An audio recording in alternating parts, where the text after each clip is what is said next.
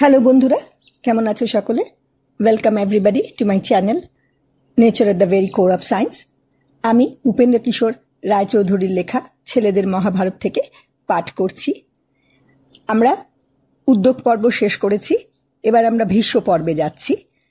ভীষ্ম পর্বে বুঝতেই পারছ নাম শুনেই যে ভীষ্ম সেনাপতি হিসেবে কৌরবদের যুদ্ধ পরিচালনা করবেন এবং আগে আগে কি হয় আমরা দেখি। যুদ্ধ আরম্ভ করিবার পূর্বে এইরূপ নিয়ম হইল যে যে ব্যক্তি অস্ত্র ফেলিয়া যুদ্ধ ছাড়িয়া দিয়াছে, যে আশ্রয় চাহিতেছে আর যে অন্যের সহিত যুদ্ধে ব্যস্ত, এরূপ লোককে কেহ বধ করিবে না। যুদ্ধের সময় ছাড়া অন্য সময় দুই দলের লোকই বন্ধুর মতো ব্যবহার করিবে। গালির উত্তরে শুধু গালিই দিবে, অস্ত্রাঘাত করিবে না।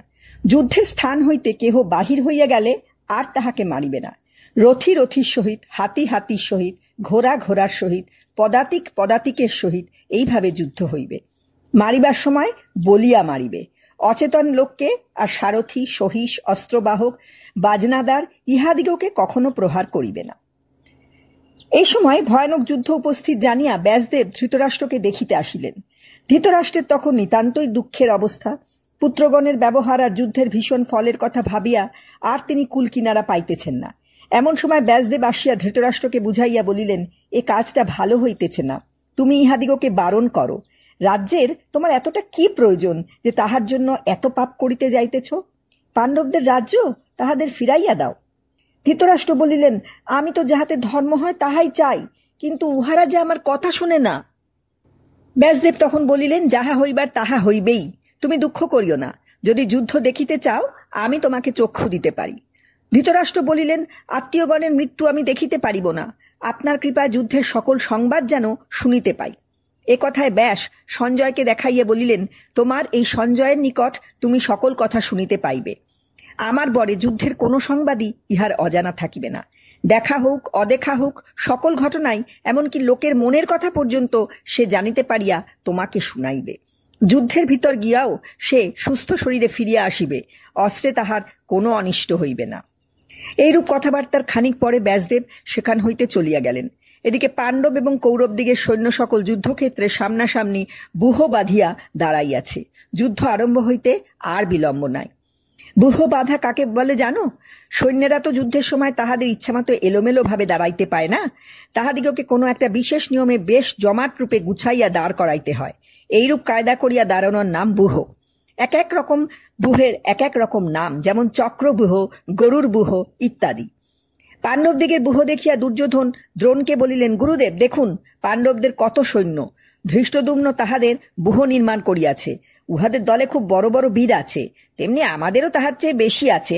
তাছাড়া আমাদের সৈন্য ঢের, উহাদের সৈন্য কম। আমাদের ব্যূহের মাঝখানে ভীষ্ম রহিয়াছেন, তাহাকে রক্ষা করিবার জন্য ব্যূহে ঢুকিবার পথে পথে আপনারা সকলে আছেন। একথা শুনিয়া ভীষ্ম সিংহনাদপূর্বক তাহার শঙ্খে ফু দিলেন। সেই শঙ্খের সঙ্গে সঙ্গে হাজার হাজার শঙ্খ, শিঙা, ঢাক প্রভৃতি বাজিয়া রণস্থলে তুমুল কাণ্ড উপস্থিত করিল। ইহার উত্তরে পাণ্ডবদিগের পক্ষ হইতে কৃষ্ণের পাঞ্চজন্য, অর্জুনের দেবদত্ত, ভীমের পৌণ্ড, যুধিষ্ঠিরের অনন্ত বিজয়, নকুলের সুঘোষ আর সহদেবের মণিপুষ্পক নামক মহাশঙ্খের ভয়ানক শব্দের সহিত দ্রুপদ, বিরাট, সাত্যকী, ধৃষ্টদ্যুম্ন, শিখণ্ডী প্রভৃতি সকলের শঙ্খের শব্দ মিলিয়া আকাশ পাতাল কাঁপাইয়া কৌরবদিগের আতঙ্ক জন্মাইয়া দিল। অর্জুন গান্ডীব হাতে করিয়া কৃষ্ণকে বলিলেন, একবার দুই দলের মাঝখানে রথ লইয়া চলুন, কে কে যুদ্ধ করিতে আসিয়াছে দেখিয়া লই। এ কথায় কৃষ্ণ দুই দলের মাঝখানে রথ লইয়া গেলে অর্জুন দেখিলেন যে জ্যাঠা, খুড়া, মামা, ভাই, পুত্র, ভাতুষপুত্র, বন্ধু প্রভৃতি যত ভক্তি, মান্য, স্নেহ এবং ভালোবাসার পাত্র সকলেই যুদ্ধক্ষেত্রে উপস্থিত। রাজ্যের জন্য সকলেই কাটাকাটি করিয়া প্রাণ দিতে আসিয়াছে। ইহা দেখিয়া দুঃখে তাহার বুক ফাটিয়া যাইতে লাগিল। তিনি কাঁদিতে কাঁদিতে কৃষ্ণকে বলিলেন, হায়, আমি কাহাকে মারিয়া রাজ্য লইতে আসিয়াছি? এমন রাজ্য পাইয়া ফল কি? এইরূপ ভয়ানক পাপ করার চেয়ে শত্রু হাতে মারা যাওয়াই তো ভালো। এই বলিয়া তিনি গান্ডীব ফেলিয়া কাঁদিতে লাগিলেন। সেদিন কৃষ্ণ তাহার সঙ্গে না থাকিলে আর কি অর্জুনের যুদ্ধ করা হইত? তাহার মনের দুঃখ দূর করিয়া তাহার দ্বারা যুদ্ধ করাইতে কৃষ্ণকে অনেক পরিশ্রম করিতে হইয়াছিল। তখন কৃষ্ণ তাহাকে যে সকল উপদেশ দেন তাহাতে ভগবৎ গীতা নামক অমূল্য পুস্তকই হইয়া গিয়াছে। বড় হইয়া তোমরা তাহা পড়িবে। যাহা হোক, কৃষ্ণের উপদেশে অর্জুনের মন শান্ত হওয়াতে আবার তাহার যুদ্ধে উৎসাহ আসিল। এমন সময় মহারাজ যুধিষ্ঠির বর্ম আর অস্ত্র পরিত্যাগপূর্বক রথ হইতে নামিয়া কিসের জন্য ভীষ্মের রথের দিকে হাঁটিয়া চলিয়াছেন। তাহাকে ঐরূপ করিতে দেখিয়া কৃষ্ণ, অর্জুন, ভীম, নকুল, সহদেব আর অন্যান্য বীরেরাও তাহার সঙ্গে চলিলেন। কিন্তু ইহাদের কেহই যুধিষ্ঠিরের কার্যের অর্থ বুঝিতে পারিতেছেন না। ভীম, অর্জুন, নকুল আর সহদেব বলিলেন, দাদা, যুদ্ধ আরম্ভ হয় এমন সময় আপনি আমাদিগকে ফেলিয়া কোথায় চলিয়াছেন? যুধিষ্ঠির তাহাদের দিকে ফিরিয়া চাহিলেন, কিন্তু কথা বলিলেন না। তখন কৃষ্ণ যুধিষ্ঠিরের মনের ভাব বুঝিতে পারিয়া তাহাদিগকে বলিলেন, উনি যুদ্ধারম্ভের পূর্বে ভীষ্ম, দ্রোণ, কৃপ, শল্য প্রভৃতি গুরুজনদিগকে প্রণাম করিতে চলিয়াছেন। ইহাতে উহার জয়লাভ হইবে। এদিকে কৌরব পক্ষের লোকেরাও যুধিষ্ঠিরকে ঐরূপ করিতে দেখিয়া নানা কথা বলিতে আরম্ভ করিয়াছে। কেহ বলিল, কাপুরুষ, ভয় পাইয়াছে। কেহ বলিল, তাই ভীষ্মের পায়ে ধরিতে চলিয়াছে। কেহ বলিল, এমন সব ভাই থাকতে এত ভয়, ছি। যাহা হোক, যুধিষ্ঠির ততক্ষণ ভীষ্মের নিকট উপস্থিত হইয়া তাহার পায়ে ধরিয়া বলিলেন, দাদা মহাশয়, আপনার সহিত যুদ্ধ করিব, অনুমতি দিন আর আশীর্বাদ করুন। ভীষ্ম বলিলেন, আশীর্বাদ করি ভাই, তোমার জয় হোক। তুমি না আসিলে হয়তো আমার রাগ থাকিত, কিন্তু তুমি আসাতে বড়ই খুশি হইলাম। বলো, তোমার আর কি চাই? ভাই, মানুষ টাকার দাস। দুর্যোধনের টাকায় আমি আটকা পড়িয়াছি, কাজেই তোমার হইয়া যুদ্ধ করিতে পারিব না। আর যাহা চাও তাহাই দিব। যুধিষ্ঠির বলিলেন, আপনাকে কি করিয়া পরাজিত করিব, দয়া করিয়া তাহাই বলিয়া দিন। ভীষ্ম বলিলেন, আমাকে পরাজয় করার সাধ্য কাহারও নাই, আর এখন আমার মরিবার সময়ও উপস্থিত হয় নাই। তুমি আবার আমার নিকট আসিও। তখন যুধিষ্ঠির ভীষ্মকে প্রণাম করিয়া দ্রোণের নিকট গেলেন। দ্রোণের সহিত তাহার ঐরূপ কথাবার্তা হইল। তাহাকে পরাজয় করিবার উপায়ের কথা জিজ্ঞাসা করিলে দ্রোণ বলিলেন, আমি বাঁচিয়া থাকিতে আমাকে কেহ পরাজয় করিতে পারিবে না। আমাকে মারিয়া ফেলিবার চেষ্টা করো। সত্যবাদী লোকের মুখে নিতান্ত অপ্রিয় সংবাদ শুনিলেই আমি অস্ত্র ছাড়িয়া দিব। এমনই সময় আমাকে মারিবার সুযোগ। সেখান হইতে যুধিষ্ঠির কৃপের নিকট গেলেন। সেখানেও ঐরূপ কথাবার্তা হইল। কৃপ বলিলেন, আমি অমর, কাজে আমাকে মারা সম্ভব হইবে না, কিন্তু তথাপি নিশ্চয় তোমার জয় হইবে। আমি সর্বদা তোমাকে আশীর্বাদ করিব। কৃপের নিকট হইতে যুধিষ্ঠির শল্যের নিকট গেলেন এবং যুদ্ধের সময় কর্ণের তেজ কমাইয়া দিবার কথা তাহাকে স্মরণ করাইয়া দিলেন। শল্য বলিলেন, আমি তাহা নিশ্চয় করিব। নির্ভয়ে যুদ্ধ করো, তোমার জয় অবশ্য হইবে। ইহার মধ্যে কৃষ্ণ কর্ণকে বলিলেন, কর্ণ, ভীষ্ম থাকিতে তো তুমি আর ও পক্ষে যুদ্ধ করিতেছ না, ততদিন আমাদের পক্ষে হইয়া যুদ্ধ করো না কেন? এ কথার উত্তরে কর্ণ বলিলেন, আমি কিছুতেই দুর্যোধনের অনিষ্ট করিতে পারিব না। ফিরিয়া আসিবার সময় যুধিষ্ঠির উচ্চ ঈশ্বরে কৌরবদিগকে বলিলেন, এখানে যদি আমার বন্ধু কেহ থাকেন তবে তিনি আসুন, আমরা পরম আদরে তাহাকে আমাদের দলে লইব। এই কথায় ধৃতরাষ্ট্রের পুত্র যুযুৎসু আহ্লাদের সহিত বলিলেন, মহারাজ, আমি আপনার হইয়া যুদ্ধ করিব। যুধিষ্ঠির বলিলেন, এসো ভাই, তুমি আমাদের হইলে। তারপর যুদ্ধ আরম্ভ হইল। সে যে কি ভয়ানক যুদ্ধ তাহা লিখিয়া বুঝাইবার সাধ্য আমার নাই। সে যুদ্ধে বৃষ্টির ধারার ন্যায় ক্রমাগত বান পড়িয়াছিল। ঝড়ের সময় যেমন গাছের ফল পড়ে, সেই রূপ করিয়া লোকের মাথা পড়িয়াছিল। কাটা মানুষের পাহাড় হইতে রক্তের নদী বহিয়া চলিয়াছিল। তখনকার ভয়ানক শব্দের কথা কি আর বলিব, তেমন শব্দ আর কখনো হয় নাই। সে সময় ভীষ্ম, দ্রোণ, অর্জুন, ভীম প্রভৃতি বড় বড় যোদ্ধাদের ক্ষমতা দেখিয়া দেবতারা পর্যন্ত আশ্চর্য হইয়া যান। অনেকবারই তাহাদিগকে এই কথা মানিতে হইয়াছে যে এমন অদ্ভুত কাজ আমরাও করিতে পারি কিনা সন্দেহ। ইহাদের এক একজন যখন রাগিয়া দাঁড়াইতেন, তখন শত শত যোদ্ধা মিলিয়াও তাহাকে আটকাইতে পারে না। হাজার হাজার লোক মারিয়া তবে তাহারা থামিয়াছেন। ভীষ্ম, দ্রোণ বা অর্জুনের এক এক বাণে অথবা ভীমের এক এক গদাঘাতে এক একটা হাতি তৎক্ষণাৎ মারা যাইতে ক্রমাগতই দেখা গিয়াছে। পাণ্ডবদের পুত্রেরাই কি কম যুদ্ধ করিয়াছিলেন? অভিমন্যুর যুদ্ধ দেখিয়া ভীষ্ম প্রভৃতিরা বারবার বলিয়াছিলেন, ঠিক যেন অর্জুন। ভীষ্মের সহিত তাহার খুবই যুদ্ধ হয়। তখন ভীষ্ম অনেক চেষ্টা করিয়াও তাহার কিছু করিতে পারেন নাই। অভিমন্যু তাহার সমুদয় বাণ কাটিয়া রথের ধ্বজা উড়াইয়া দিয়াছিলেন। আহা, উত্তরের কথা মনে করিয়া বাস্তবিকই দুঃখ হয়। বেচারা সেদিন ভালো করিয়া যুদ্ধ করিতে না করিতেই শল্যের হাতে মারা গেলেন। তিনি এক প্রকাণ্ড হাতিতে চড়িয়া শল্যকে আক্রমণ করেন। হাতি শল্যের রথের ঘোড়াগুলোকে মারিয়া ফেলিল, কিন্তু শল্য তাহার পরেই উত্তরকে এমন ভয়ঙ্কর একটা শক্তি ছুড়িয়া মারিলেন যে তাহা তাহার বর্ম ভেদ করিয়া একেবারে তাহার দেহের ভিতর ঢুকিয়া গেল। সেই শক্তির ঘায়ে উত্তর হাতি হইতে পড়িয়া প্রাণ ত্যাগ করিলেন। উত্তরের দাদা শ্বেত ইহাতে অসহ্য শোক পাইয়া রাগের সহিত কৌরবদিগকে আক্রমণ করেন। খানিক যুদ্ধের পর একটা ভয়ানক বাণের ঘায়ে তিনি অজ্ঞান হইয়া গেলে তাহার সারথি তাহাকে লইয়া প্রস্থান করে। কিন্তু অল্পক্ষণের ভিতরেই তিনি আবার আসিয়া যুদ্ধ করতে আরম্ভ করেন। এবার তিনি শল্যকে এমনই তেজস্বী আক্রমণ করিলেন যে ভীষ্ম প্রভৃতি বীরেরা আসিয়া সাহায্য না করিলে শল্যের প্রাণরক্ষা করাই কঠিন হইত। ভীষ্মের দল আসাতে শল্যও বাঁচিয়া গেলেন, আর যুদ্ধও আবার ঘোরতর হইয়া উঠিল। সেই যুদ্ধে ভীষ্ম কত লোককে যে মারিলেন তাহার সংখ্যা নাই। সে তো সেই সময় অসাধারণ বীরত্ব দেখাইয়াছিলেন। সৈন্যেরা তাহার তেজ সহ্য করিতে না পারিয়া ভীষ্মের নিকট গিয়া আশ্রয় লয়। ভীষ্ম ছাড়া আর কেহই শ্বেতের সম্মুখে স্থির থাকিতে পারেন নাই। এমনকি ভীষ্মও একবার শ্বেতের হাতে রীতিমতো জব্দ হইতে গেলেন। একবার তো সকলে মনে করিল বুঝি শ্বেতের হাতেই তাহার মৃত্যু হয়। তখনই ভীষ্ম যার পর নাই রাগের সহিত শ্বেতকে অনেকগুলি বাণ মারিলেন। সে তো তাহা সব আটকাইয়া ভল্ল দ্বারা তাহার ধনুক কাটিয়া ফেলিলেন। ভীষ্ম অমনি আর এক ধনুক লইয়া শ্বেতের রথের ঘোড়া, ধ্বজ আর সারথিকে মারিয়া ফেলিলেন। কাজেই তাহাকে রথ হইতে লাফাইয়া পড়িতে হল। তখন তিনি ধনুক রাখিয়া ভীষ্মকে একটা ভয়ানক শক্তি ছুড়িয়া মারেন, কিন্তু তাহা ভীষ্মের বাণে খণ্ড খণ্ড হইয়া যায়। শক্তি বৃথা হওয়ায় শ্বেত গদা লইয়া যেই ভীষ্মের উপর তাহা ছুড়িতে যাইবেন, অমনি ভীষ্ম তাহা এড়াইবার জন্য রথ হইতে লাফাইয়া পড়িলেন। সে গদা রথের উপর পড়িবা মাত্র রথ, ঘোড়া, সারথি কিছুই অবশিষ্ট রহিল না। এদিকে দ্রোণ, কৃপ, শল্য প্রভৃতি যোদ্ধারা ভীষ্মের সাহায্যের জন্য সেখানে আসিয়া উপস্থিত হইয়াছেন। ভীষ্মের নতুন রথ আসিয়াছে। শ্বেতের পক্ষেও সাত্যকী, ভীম, ধৃষ্টদ্যুম্ন প্রভৃতি আসিয়া উপস্থিত হইয়াছেন। সুতরাং কিছুকাল সকলে মিলিয়া আবার যুদ্ধ চলিল। এমন সময় ভীষ্ম কি যে এক সাংঘাতিক বাণ ছুড়িলেন, শ্বেতের তাহা বারণ করিবার ক্ষমতাই রইল না। সে বাণ তাহার বর্ম ও শরীর ভেদ করিয়া মাটির ভিতর ঢুকিয়া গেল। শ্বেতের মৃত্যুর পর সেদিন আর পাণ্ডবদিগের যুদ্ধে উৎসাহ রইল না। এদিকে ভীষ্ম শ্বেতকে মারিয়া এতই তেজের সহিত যুদ্ধ আরম্ভ করিলেন যে মনে হইল বুঝি তিনি সকলকে মারিয়া শেষ করেন। তখন সন্ধ্যাও হইয়াছিল। কাজেই যুধিষ্ঠির সেদিনের মতন যুদ্ধ শেষ করিয়া দিয়া দুঃখের সহিত শিবিরে ফিরিলেন। সে রাত্রিরে যুধিষ্ঠিরের মনে বড় চিন্তা হইতে লাগিল। তিনি সকলকে বলিলেন, এমন ভাবে বন্ধু বান্ধব মরিতে দেখিয়া আমার বড়ই কষ্ট হইতেছে। কাল হইতে তোমরা আরো ভালো করিয়া যুদ্ধ করো। যুধিষ্ঠিরের চিন্তা দেখিয়া সকলে মিলিয়া তাহাকে উৎসাহ দিতে লাগিলেন। ইহাতে তাহার মন অনেকটা শান্ত হওয়ায় পরদিন যুদ্ধের পরামর্শ আরম্ভ হইল। তখন যুধিষ্ঠির ধৃষ্টদ্যুম্নকে বলিলেন, এবারে ক্রৌঞ্চারণ ব্যূহ গ্রহণ করিয়া আমাদের সৈন্য সাজাইবে। পরদিন ক্রৌঞ্চারণ ব্যূহ করিয়া পাণ্ডবদিগের সৈন্য সাজানো হইল। কৌরবেরাও তাহাদের সৈন্য দিয়া অনুরূপ ব্যূহ প্রস্তুত করিলেন। সেই দিনকার যুদ্ধ নিতান্ত ভয়ানক হইয়াছিল। সেদিন অর্জুনের যুদ্ধে কৌরবেরা বড়ই অস্থির হইয়া উঠে। তাহা দেখিয়া দুর্যোধন ভীষ্মকে বলিলেন, দাদা মহাশয়, আপনারা থাকিতে কি অর্জুন সব সৈন্য মারিয়া শেষ করিবে? একটু ভালো করিয়া যুদ্ধ করুন। তখন অর্জুন আর ভীষ্মে এমন ঘোরতর যুদ্ধ আরম্ভ হইল যে তেমন যুদ্ধ আর হয় নাই। সে যুদ্ধ দেখিয়া অন্য সকলেরও উৎসাহ বাড়িয়া যাওয়াতে তাহারা পাগলের মতো কাটাকাটি আরম্ভ করিল। ধৃষ্টদ্যুম্ন আর দ্রোণেরও সেদিন কম যুদ্ধ হয় নাই। যুদ্ধ করিতে করিতে ধৃষ্টদ্যুম্নের সারথি, ঘোড়া আর ধনুক কাটা গেল। তখন তিনি ভাবিলেন যে গদা লইয়া দ্রোণকে আক্রমণ করিবেন, কিন্তু রথ হইতে নামিবার পূর্বেই দ্রোণ সেই মহাগদা কাটিয়া খণ্ড খণ্ড করিলেন।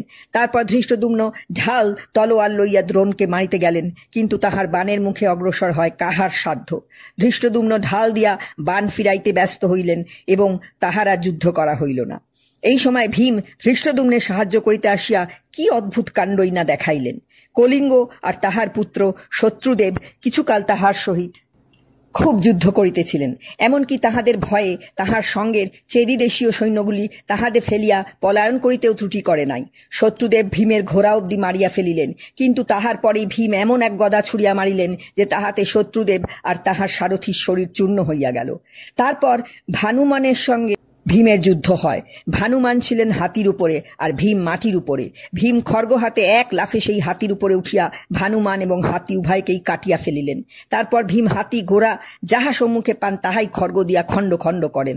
লাঠির চোটে কত মানুষ পুতিয়া গেল, হাঁটুর গুতায় কত যোদ্ধা ঠিকরাইয়া পড়িতে লাগিল।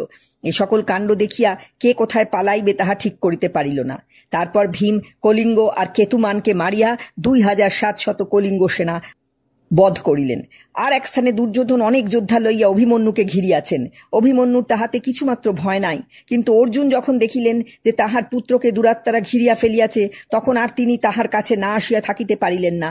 এদিকে ভীষ্ম, দ্রোণ প্রভৃতি বড় বড় বীরেরা অর্জুনকে আটকাইবার জন্য আসিয়া উপস্থিত। তখন অর্জুন এমনই ভয়ানক যুদ্ধ আরম্ভ করিলেন যে তাহাকে আটকানো দূরে থাকুক, উহাদের নিজেদের প্রাণ বাঁচানোই ভার হইল। চারিদিকে খালি যোদ্ধাদের কাটিয়া পড়িতেছে, ইহা ছাড়া আর কিছুই দেখা যায় না। সর্বনাশ উপস্থিত দেখিয়া ভীষ্ম তাড়াতাড়ি দ্রোণাচার্যকে ডাকিয়া বলিলেন, ওই দেখো অর্জুন কি আরম্ভ করিয়াছে, আজ উহার সঙ্গে পারা যাইবে না, বেলাও শেষ হইয়াছে, শীঘ্র যুদ্ধ থামাইয়া দাও। কাজেই তখন যুদ্ধ শেষের শিঙা বাজিয়া উঠিল। কৌরব সৈন্যরাও বলিল, আহ, বাঁচিলাম। পরদিন কৌরবেরা গরুর ও পাণ্ডবেরা অর্ধচন্দ্র বুহ করিয়া সৈন্য সাজাইলেন। সেদিন ভীষ্ম, দ্রোণ, অর্জুন, দ্রৌপদীর 5 পুত্র, ভীম, ঘটোৎকচ, ধৃষ্টদ্যুম্ন, যুধিষ্ঠির, নকুল, সহদেব প্রভৃতি সকলেই খুব যুদ্ধ করলেন। যুধিষ্ঠির আর ধৃষ্টদ্যুম্ন এমনই যুদ্ধ করিয়াছিলেন যে ভীষ্ম আর দ্রোণ দুজনে মিলিয়াও তাহাদিগকে নিবারণ করিতে পারেন নাই। কৌরব সৈন্যরা ভীষ্ম দ্রোণের না শুনিয়া তাহাদিগের সম্মুখেই পালাইতে লাগিল। ইহা দেখিয়া দুর্যোধন ভীষ্মকে বলিলেন, সৈন্য সব মারা যাইতেছে আর আপনারা চুপ করিয়া আছেন, তাহাতে বোধহয় পাণ্ডবদের উপকার করাই আপনাদের উদ্দেশ্য। এমন জানিলে আমি কখনোই যুদ্ধ করিতে আসিতাম না। এ কথায় ভীষ্ম বলিলেন, পাণ্ডবেরা যে কত বড় বীর তাহা তোমাকে বারবার বলিয়াছি। আমি বুড়া মানুষ, তথাপি আমার যথাসাধ্য যুদ্ধ করিতেছি, দেখো। এই বলিয়া ভীষ্ম ক্রোধভরে এমনই যুদ্ধ আরম্ভ করিলেন যে কাহার সাধ্য তাহার সামনে দাঁড়ায়। চারিদিকে কেবল হায় হায়, রক্ষা করো, বাবা গো, এইরূপ শব্দ। পাণ্ডব পক্ষের এক এক যোদ্ধার নাম করিয়া তিনি বলেন, এই তোমাকে কাটিলাম, আর অমনি তাহার মাথা কাটিয়া পড়ে। সেই বুড়া মানুষ তখন এমনই বেগের সহিত ঘুরিয়া বেড়াইতেছিলেন যে তাহার বাণী কেবল দেখা গিয়াছিল, কিন্তু তাহাকে দেখিতে পাওয়া যায় নাই। এইরূপ অবস্থা দেখিয়া কৃষ্ণ অর্জুনকে বলিলেন, অর্জুন, এই তো সময়। তুমি যে বলিয়াছিলে ভীষ্ম দ্রোণ সকলকে মারিবে, এখন তোমার কথা রাখো। অর্জুন বলিলেন, ভীষ্মের নিকট রথ লইয়া চলুন। কিন্তু অর্জুন অনেক যুদ্ধ করিয়াও ভীষ্মকে পরাজয় করিতে পারিলেন না। বুড়া বানে বানে কৃষ্ণ অর্জুনকে ক্ষতবিক্ষত করিয়া হাসিতে লাগিলেন। কৃষ্ণ বলিয়াছিলেন তিনি যুদ্ধ করিবেন না, কিন্তু ভীষ্মের কাণ্ড দেখিয়া তাহার মনে হইল যে চুপ করিয়া থাকিলে বুঝিবা তিনিই এখন পাণ্ডব দিগে সকলকে মারিয়া শেষ করেন। কাজেই তিনি রাগে অস্থির হইয়া বলিলেন, আজই আমি কৌরবদিগের সকলকে মারিয়া যুধিষ্ঠিরকে রাজা করিব। এই বলিয়া তিনি তাহার সেই সুদর্শন চক্র নামক আশ্চর্য অস্ত্র হাতে ভীষ্মকে মারিবার জন্য ছুটিয়া চলিলেন। ভীষ্মের তাহাতে কিছুমাত্র ভয় বা দুঃখের চিহ্ন দেখা গেল না। তিনি কৃষ্ণকে নমস্কার করিয়া বলিলেন, তুমি সকল দেবতার শ্রেষ্ঠ, তোমার হাতে মরিলে তো আমি অমনি স্বর্গে যাইব, এখনই আমাকে কাটো। এমন সময় অর্জুন নিতান্তই লজ্জিত ও কাতরভাবে আসিয়া কৃষ্ণের পায়ে ধরিয়া বলিলেন, আপনি শান্ত হউন, আমি আর যুদ্ধে অবহেলা করিব না। একথায় কৃষ্ণ সন্তুষ্ট হইয়া আবার আসিয়া ঘোড়ার রাশ হাতে লইলেন। ইহার পর সন্ধ্যা পর্যন্ত অর্জুন কি ভীষণ যুদ্ধ করিলেন তাহা আর কি বলিব। তাহার গান্ডীব হইতে অদ্ভুত ইন্দ্র অস্ত্র প্রভৃতি অসংখ্য বাণ উল্কাধারার ন্যায় অবিরাম ছুটিয়া গিয়া কৌরবদিগকে ধানের মতন কাটিতে লাগিল। ভীষ্ম, দ্রোণ, কৃপ, শল্য, ভূরিশ্রবা, বাল্হিক প্রভৃতি সকলে হারিয়া গেলেন। তাহা দেখিয়া কৌরব সৈন্যরা সেই যে রণস্থল হইতে চেঁচাইয়া ছুট দিল, শিবিরের ভিতর না গিয়া আর থামিল না। পরদিন আবার মহারণ আরম্ভ হইল। প্রথমে ভীষ্ম, অর্জুন আর অভিমন্যু প্রভৃতি ঘোর যুদ্ধ করেন। তারপর ধৃষ্টদ্যুম্ন কিছুকাল সংযমনীর পুত্রের সহিত যুদ্ধ করিয়া গদাঘাতে তাহার মাথা গুড়া করিয়া দেন। কিন্তু সেদিনকার যুদ্ধে বাস্তবিকই ভয়ানক কাণ্ড যদি কেহ করিয়া থাকেন তবে তিনি ভীম। ভীম গদাঘাতে হাতি, ঘোড়া, রথী, পদাতি সকলকে পিষিতে আরম্ভ করিলে দুর্যোধন তাহাকে মারিবার জন্য অনেকগুলো সৈন্য পাঠাইয়া দেন। সে সকল সৈন্য মারা গেলে কিছুকাল ভীম আর সাত্যকীর সহিত অলম্বুসের যুদ্ধ চলে। তারপর দুর্যোধনের সহিত ভীমের দেখা হয়। দুর্যোধন একবার বানাঘাতে ভীমকে অজ্ঞান করিয়া দেন। ভীম অবিলম্বে আবার উঠিয়া দুর্যোধনকে মারেন 8 বাণ, শল্যকে 25। শল্য বেগতিক দেখিয়া তখনই পলায়ন করিলেন। তখন সেনানী, সুসেন, জলসন্ধ, সুলোচন, উগ্র, ভীমরথ, ভীম, বীরবাহু, আলোপুর, দুর্মুখ, দুষ্প্রধ্বস্য, বিবিৎসু, বিকট এবং সম নামক দুর্যোধনের 14 ভাই একসঙ্গে আসিয়া ভীমকে আক্রমণ করেন। ভীমের তাহাতে সন্তোষ ভিন্ন অসন্তোষের কোনো কারণ ছিল না। তিনি তাহাদিগকে হাতের কাছে পাইয়া মনের সুখে এক একটি করিয়া সংহার করিতে লাগিলেন। প্রথমে সেনানী, তারপর জলসন্ধ, তারপর সুসেন, তারপর উগ্র, বীরবাহু, ভীমরথ ও সুলোচন। দেখিতে দেখিতে 7টি প্রাণ গেল। ইহার পর আর বাকি 7টি ঊর্ধ্বশ্বাসে পলায়ন ভিন্ন উপায় রহিল না। এ সকল কাণ্ড দেখিয়া ভীষ্ম কৌরবদিগকে কহিলেন, ওই দেখো ভীম বোকাগুলিকে পাইয়া একেবারে শেষ করিলেন, তোমরা শীঘ্র যাও। সে কথায় ভগদত্ত ভীমকে আক্রমণ করিয়া খানিক যুদ্ধের পর একবার তাহাকে অজ্ঞান করিয়া ফেলিলেন। ভীম অজ্ঞান হওয়া মাত্রই বিশাল বিশাল হাতির উপরে অগণ্য রাক্ষস লইয়া ঘোর বেগে ঘটোৎকচ আসিয়া উপস্থিত। তখন ভগদত্তকে বাঁচানো কঠিন হইল। ততক্ষণে সন্ধ্যাও হইয়া আসিতেছে। সুতরাং ভীষ্ম তাড়াতাড়ি যুদ্ধ শেষ করিয়া সেদিনকার মতন কৌরবদিগকে ঘটোৎকচের হাত হইতে রক্ষা করিলেন। পরদিন প্রভাতে কৌরবেরা মকরবুহ ও পাণ্ডবেরা সেনবুহ করিয়া যুদ্ধে প্রবৃত্ত হইলেন। প্রথমে ভীমার্জুন আর ভীষ্মের যুদ্ধ হইল, তারপর দ্রোণ আর সাত্যকী। সাত্যকী দ্রোণের হাতে একটু জব্দ হইয়া আসিলে ভীম দ্রোণকে অনেক বাণ মারিয়া তাহাকে ছাড়াইয়া দেন। ইহাতে ভীষ্ম, দ্রোণ, শল্য রোষভরে ভীমকে আক্রমণ করায় অভিমন্যু দ্রৌপদীর পুত্রগণ সহ ভীমের সাহায্য করিতে লাগিল। এমন সময় শিখণ্ডী ধনুর্বাণ হাতে ভীষ্মকে আক্রমণ করিলেন, কিন্তু ভীষ্ম তো তাহার সহিত যুদ্ধ করিবেন না। শিখণ্ডী যতই বাণ মারেন, ভীষ্মের তাহাতে ভ্রুক্ষেপ নাই। ততক্ষণে দ্রোণ সেখানে আসিয়া উপস্থিত হওয়ায় শিখণ্ডীকে পলায়ন করিতে হইল।